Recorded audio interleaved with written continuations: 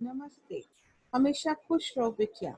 I am JVN Dr. Lily Trivedi, and today I am going to give a lecture on origin of life. What is origin of life? As we all know, origin of life is the study of the history of life forms on the earth, and this is through evolutionary biology. Now, evolution is the result of the process that result in the heritable changes in population spread over many generations, leading to diversity of organisms on Earth. So this is a continuous change. Now, come to the first part, origin of life. Now, it is a unique event in the history of universe. So first we'll discuss how was the universe formed. It is said it is very old, about 20 billion years ago, and the universe contains many huge galaxies. These galaxies contain stars and clouds of gas and dust. The origin of the universe has taken place by, we can explain by the Big Bang theory.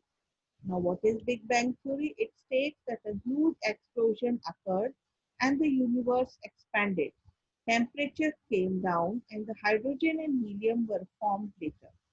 The galaxies were then formed due to condensation of gases under gravitation.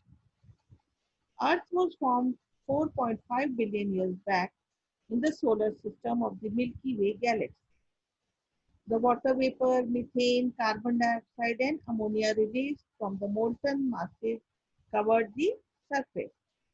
Now, as the ultraviolet rays from the sun broke up the water molecules into hydrogen and oxygen, the hydrogen, which was lighter, escaped, and oxygen combined with ammonia and methane to form water, carbon dioxide, and other gas. Ozone layer was formed when the earth cooled down, and the water vapor fell as rain to fill the depression areas of the earth and form oceans. Life is said to have appeared 5 million years back after the formation of Earth. Now, there are different theories of the origin of life on the Earth. Now, I'll discuss briefly. First is theory of special creation, that God created life by his divine act of creation. Second is theory of panspermia or cosmic theory. It was given by Greek, and it says that the spores or panspermia came from the outer space and then they developed into living beings. Third is the spontaneous generation theory, which says that life originated from decaying and rotting material like the straw and mud. But Louis Pasteur rejected this theory as it demonstrated that life came from pre-existing life. For this, he performed an experiment. He kept the killed each cell in a pre-sterilized flask, and in another flask it was open in the air. Now we saw that new living beings were formed only in the flask which was left open in the air, and in the flask which was sterilized there was no formation of new living organisms. So after this theory came the Operin-Haldane theory, or the theory of chemical evolution.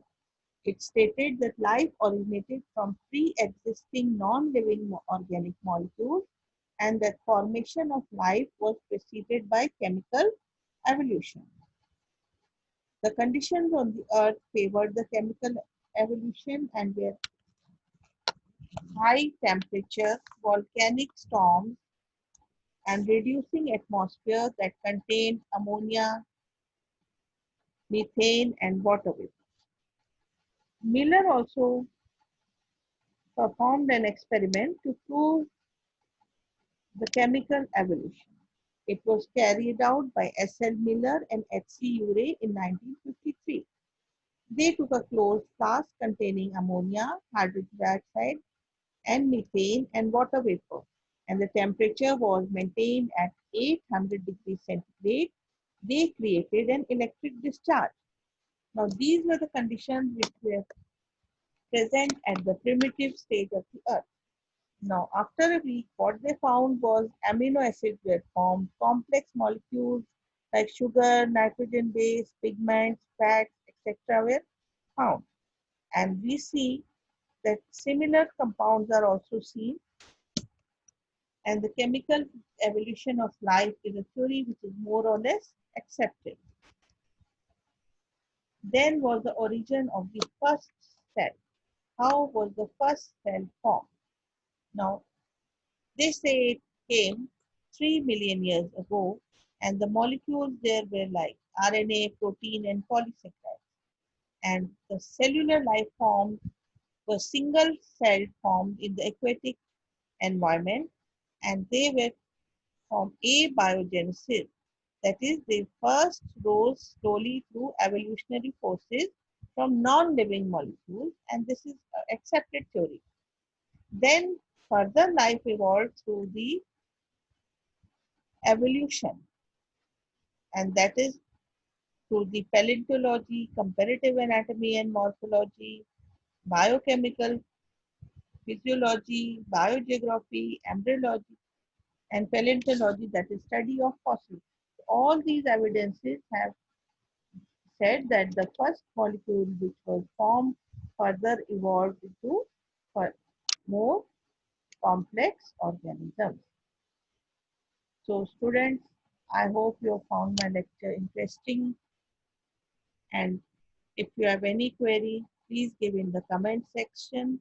I will resolve it soon. This session was powered by digital version 2.0 of Jyoti Vidyapeeth Women's University, Jaipur. Namaste.